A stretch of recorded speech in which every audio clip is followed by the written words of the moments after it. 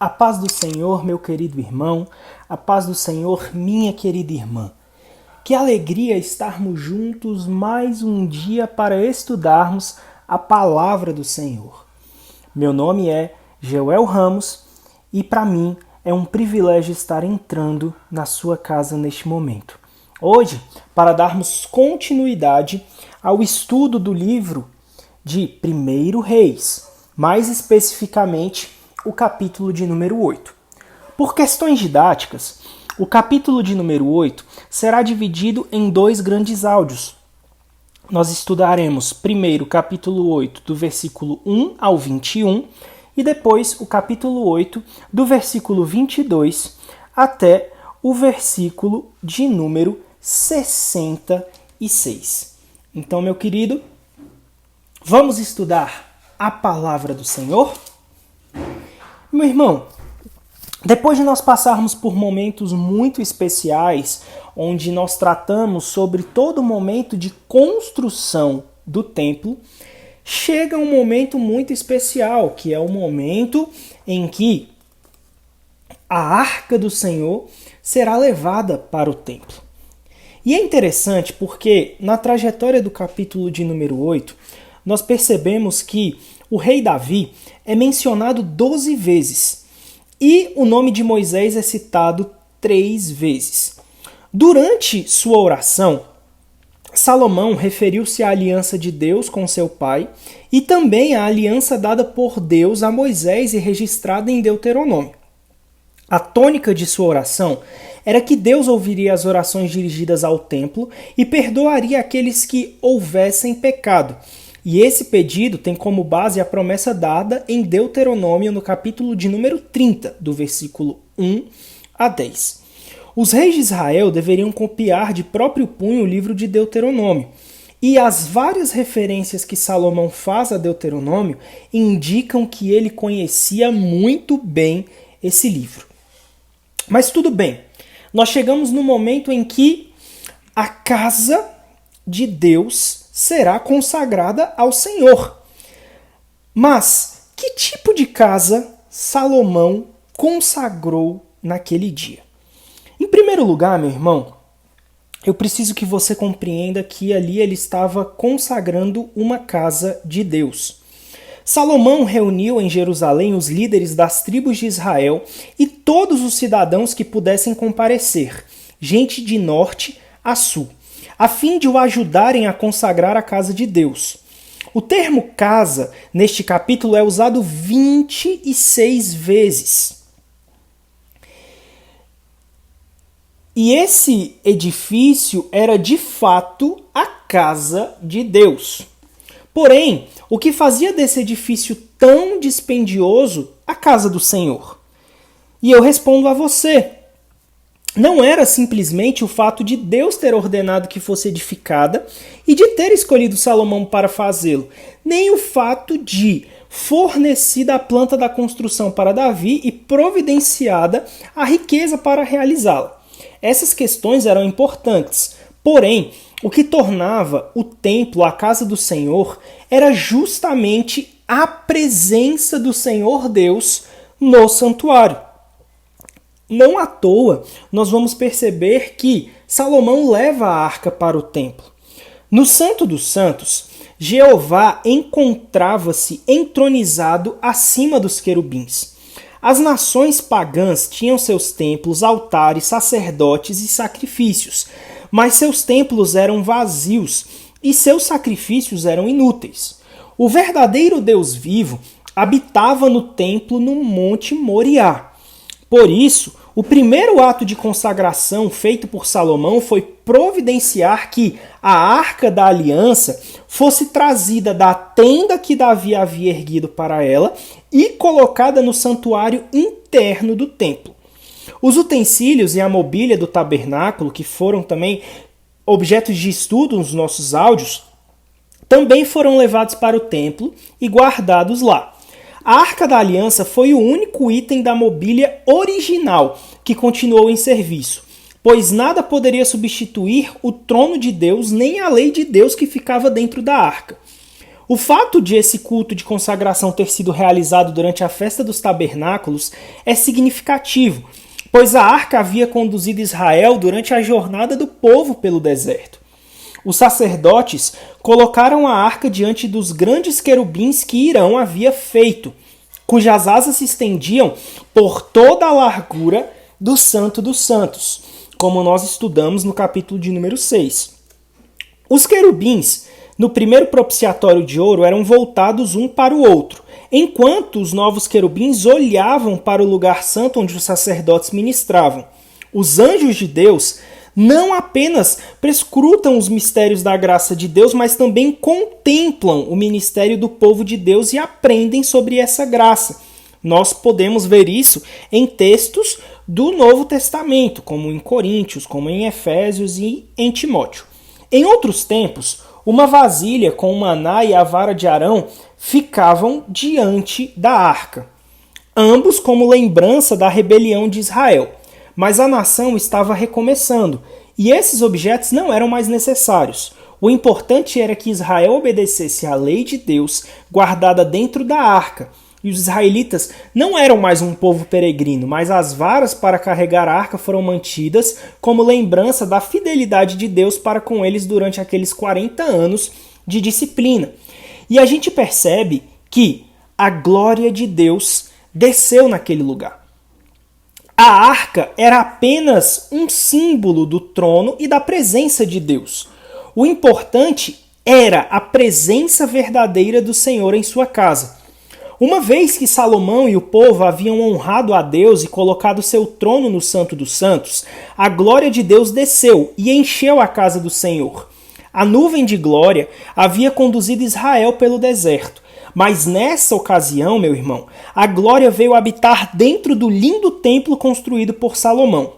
Enquanto a glória enchia a casa, os sacerdotes louvavam a Deus com suas vozes e instrumentos, pois o Senhor habita no meio dos louvores, como diz o salmista. A presença da glória de Deus era a marca distintiva de Israel como nação. Os pecados do povo levaram a glória de Deus a deixar o tabernáculo, mas agora essa glória estava de volta. A nação voltaria a pecar e a ser levada para a Babilônia, onde o profeta Ezequiel teria uma visão da glória de Deus deixando o templo. Porém, Deus também permitiria que Ezequiel visse a glória voltando para o templo do reino. A glória veio à terra na pessoa de Jesus Cristo. E isto pode ser visto como uma prefiguração do momento em que Cristo, sim, veio à terra. Os pecadores o crucificam e, quando Jesus voltou ao céu, a nuvem de glória o acompanhou, como nós vemos em Atos, no capítulo 1, versículo 9. E desde a vinda do Espírito Santo, nós recebemos o quê? O Espírito Santo, o nosso Consolador. Até que Jesus venha para nos levar à glória eterna, o nosso privilégio e responsabilidade é justamente glorificar a Deus. É adorar a Deus em espírito e em verdade, fazendo com que o nome do Senhor seja glorificado. Só que, além de, naquele momento, Salomão estar consagrando uma casa de Deus, nós também podemos observar que ele estava consagrando uma casa de testemunho. Meu querido, Deus não apenas habita por sua graça no meio do seu povo, como também lhes dá sua palavra e cumpre fielmente suas promessas. E esse é o tema principal dessa parte, pois nela Salomão glorificou a Deus, recapitulando toda a história da construção do templo.